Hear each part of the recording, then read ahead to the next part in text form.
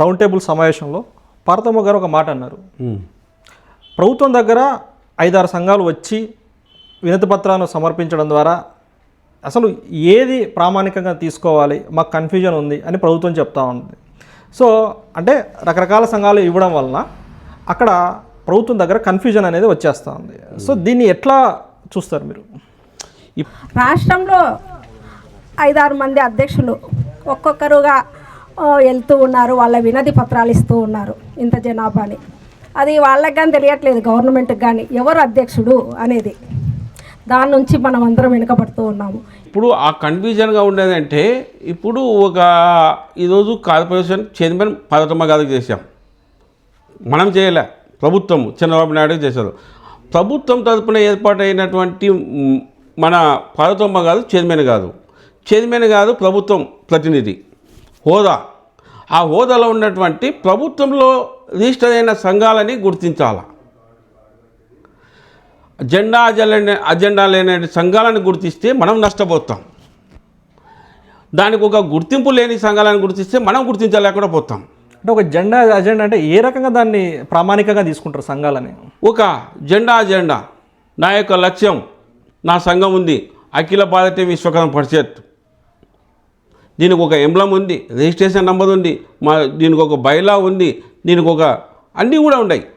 దీని ఒక ఆశయాలేమి మా బయలాలు అన్నీ ఉన్నాయి సంక్షేమం కోసం. అన్నీ ఇటువంటి సంఘాలని గుర్తిస్తే ఈరోజు జెండా లేని సంఘాలని నాయకత్వాలు వహిస్తున్నారు. దానికోసం పోరాటం కూడా జరుగుతున్నాయి. ఈ పోరాటాలు రాష్ట్ర విశ్వబ్రాహ్మణులకే తికమక పడే విధంగా చేస్తున్నారు. ఎందుకంటే నా సంఘం, నా హోదా కోసం పాకులాడుతున్నారు తప్ప వాళ్ళు ఏదో సొంత స్వార్థ రాజకీయాల కోసం ప్రయత్నాలు చేస్తున్నారు. మేము అనడం లేదు, ఎవరు స్వార్థ ప్రయత్నాలు వాళ్ళు చేయండి, రాజకీయంగా ఎదగండి, వద్దనలేదు. కానీ జెండా లేని సంఘాలు ముందుకు వస్తే బాగుండదు. రిజిస్ట్రేషన్ లేని సంఘాలు మనకు వద్దు. రిజిస్ట్రేషన్ ఉండాలా, జెండా ఉండాలా. దాని వెంబడి అందరూ మీ ఆశయాల వెంబడి ప్రతి ఒక విశ్వబ్రాహ్మణుడు నడుస్తాడు. నీ ఆశయం అనేది నీకు తెలియదే. ఈరోజు ఆశయం అనేది ఎట్లా ప్రజలకు మేము ఇది చేస్తున్నాం. మేమేం చెప్తున్నాము? ప్రతి జిల్లాలో మనం కర్నూలులో జరిగాం రౌండ్ టేబుల్ సమావేశంలో ప్రతి ఒక్కరి ఆలోచన తెలుసుకున్నాం, ప్రతి ఒక్కరి అభిప్రాయాలు తెలుసుకున్నాం. ఆ సలహాలు వెంబడి మేము అడుగులు వేయాలనే ఉద్దేశంతో కర్నూలులో రౌండ్ టేబుల్ సమావేశం ఏర్పాటు చేశాం. అదేవిధంగానే ప్రతి జిల్లాలో కూడా రాష్ట్రంలో అన్ని జిల్లాలు మొదలు పెట్టాలని, నెక్స్ట్ ప్రకాశం జిల్లా, అనంతపురం జిల్లా, కడప జిల్లా ఇవల్ల మేము చేసుకుంటూ పోవాలని ఫస్ట్ మొదలు కర్నూలులో పెట్టాం. వివిధ సంఘాలకి భిన్నాభిప్రాయాలు చాలా ఉన్నాయి. సో ఆ భిన్నాభిప్రాయాలని ఏకాభిప్రాయంగా మార్చాలన్నా, ఒక అంశం మీద ఒకరు ఏకాభిప్రాయం కుదరాలన్నా దానికి అసలు ఏ విధంగా మీరు ప్రభుత్వం దృష్టికి తీసుకెళ్తారు?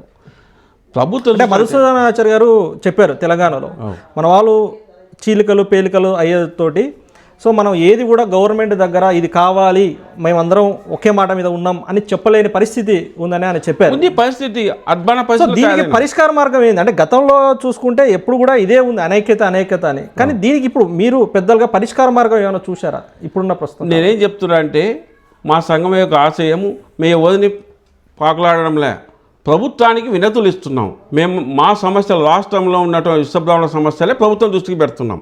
మేము అందరూ కలిసి రావాలా అనేది కాదు. మా యొక్క డిమాండ్లు, మా విశ్వబ్రాహ్మణులకు కావాల్సిన డిమాండ్లే మేము ముఖ్యమంత్రులకు ఇస్తున్నాం. అవే అమలు అవుతున్నాయి. గత ప్రభుత్వంలో కూడా ఇచ్చాము కదా. అంటే ఇతర బీసీ కులాలతో పోల్చుకున్నప్పుడు విశ్వబ్రాహ్మణ కమ్యూనిటీ అనేది ఎందుకు వెనకబడి ఉంది? అనేకతనే 5 ఋతువుల వాళ్ళు. నేను సోనాకాడు బాగా నీట్గా డ్రెస్ చేస్తాడు, కార్పెంటర్ పొద్దుముగ్గులు పాపం కష్టం పని చేస్తుంటారు.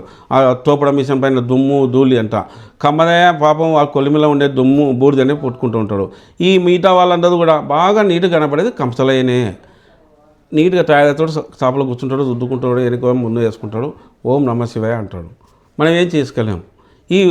ఈరోజు మన వృత్తిని కోల్పోతే 500-600 పోతుందని మేము నష్టపోతున్నామని ఎవరు కూడా ఈ చైతన్యం కోసం కానీ ముందుకు రావడంలే, మీటింగ్లకు రావడంలే. పాపం కంసలే యాదవ్ కూర్చుంటాడు, యాదవ్ పని చేసుకుంటాడు కాబట్టి ఆయన వస్తాడు, ఆయన కూడా బాగుంటాడు.